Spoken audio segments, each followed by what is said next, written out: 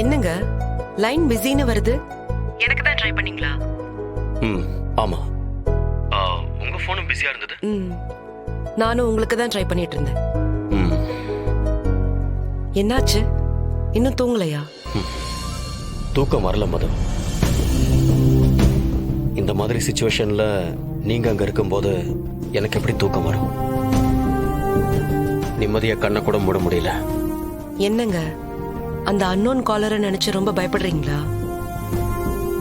பயப்படாதீங்க, எனக்கு ஒண்ணும் ஆகாது. பயம்னு இல்ல, பட் நம்ம கேர்லெஸ்ஸா இருக்க முடியாதுல்ல. அதுவும் கரெக்ட் தான். எனக்கும் அதே ஃபீல் தான். இவ்ளோ ஈஸியா யாரோ ஒருத்தன் நம்ம லைஃப்ல இவ்ளோ பிரச்சனை பண்றானா நாம அவனை சும்மா விடக்கூடாது. கரெக்ட் தான். ஆனா ப்ளீஸ் கேர்ஃபுல்லா இருங்க. நான் கேர்ஃபுல்லா தான் இருக்கேன். மதுமிதா, ஒன்றும் பயப்படாதீங்க. பயப்படாதீங்க, கேர்ஃபுல்லா இருங்க. கேர்ஃபுல்லா இருங்க. என்னங்க சொன்னதே திரும்ப திரும்ப சொல்லிக்கிட்டு இருக்கீங்க? நான் தான் கேர்ஃபுல்லா இருக்கேன்னு சொல்லிட்டேன்ல, அப்புறம் என்ன? Okay okay, relax relax. சாப்பிட்டீங்களா கௌதம்? சாப்பிட்டேன். பாட்டி இட்லி கொடுத்தாங்க. இட்லியா? நைட்ல நீங்க இட்லி சாப்பிட மாட்டீங்களே? சாப்பிட மாட்டேன் தான். ஆனா பார்த்து பார்த்து செய்யறதுக்கு நீங்க இங்க இல்லையே. என்ன சிரிக்கிறீங்க?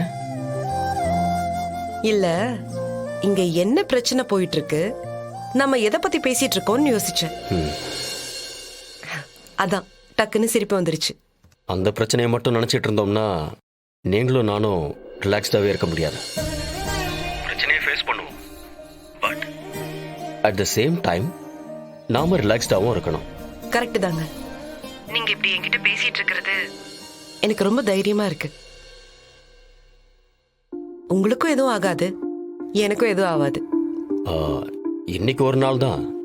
இதை மட்டும் கடந்துட்டோம்னா நாளையில இருந்து நம்மளோட நாள் தான். எந்த பிரச்சனையும் வராது. சாரி கௌதம். இப்ப எதுக்கு திரும்பவும் சாரி கேக்குறீங்க? இல்ல, எப்படி பார்த்தாலும் இந்த பிரச்சனை ஆரம்பிச்சதுக்கு நான் தானே காரணம். நீங்க அப்படி நினைக்கிறீங்க, ஆனா நான் வேற மாதிரி நினைக்கிறேன். நீங்க இத பத்தி பேசினதுனாலதான் எனக்கே சில விஷயங்கள் புரிய ஆரம்பிச்சிருக்கு.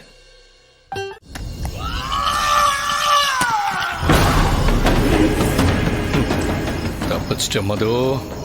ஆனா என்ன ஆனாலும் உன் புருஷனை என்கிட்ட இருந்து காப்பாற்ற முடியாது.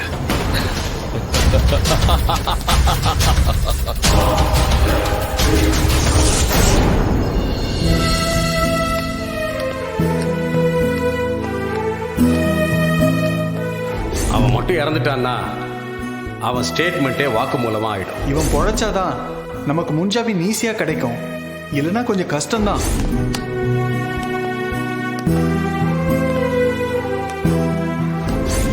மதுமிதா, எதுக்கு இதை ஆரம்பிச்சீங்களோ அதுக்கு ஒரு நியாயம் கிடைக்கணும்.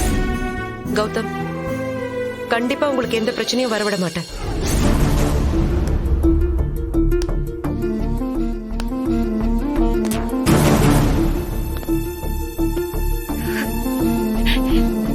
இவ்வளவு கஷ்டப்பட்டும் வேஸ்டா போச்சு.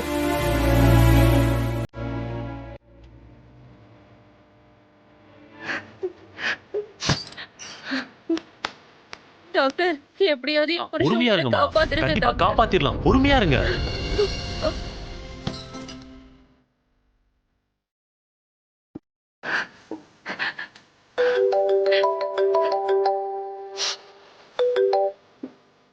சொல்லுங்கப்பா. டேய், அங்க என்ன நடக்குது? என்ன கேள்விப்பட்டேன். என்னாச்சு? மது எங்க? பக்கத்துல தான் இருக்காங்க. கொஞ்சம் இரு. கௌதம்,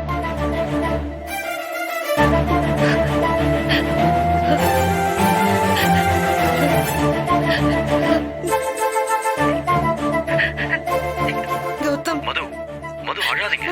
நான் சொல்றது கேளுங்க. தைரியமா இருங்க. உங்களுக்கு எதுவும் ஆகல, விடுங்க மது. இவங்க என்ன வெளியே விட மாட்டேங்கிறாங்க மது.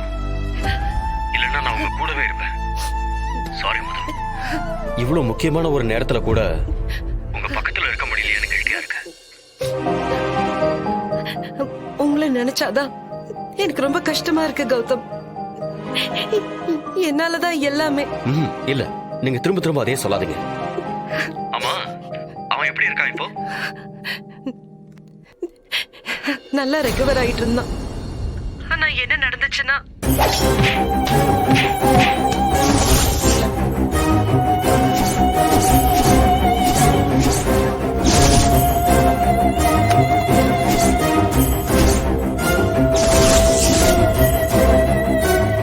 இங்க பாருங்க மது, நீங்க அதே நினைச்சு கவலைப்பட்டு இருக்காதீங்க.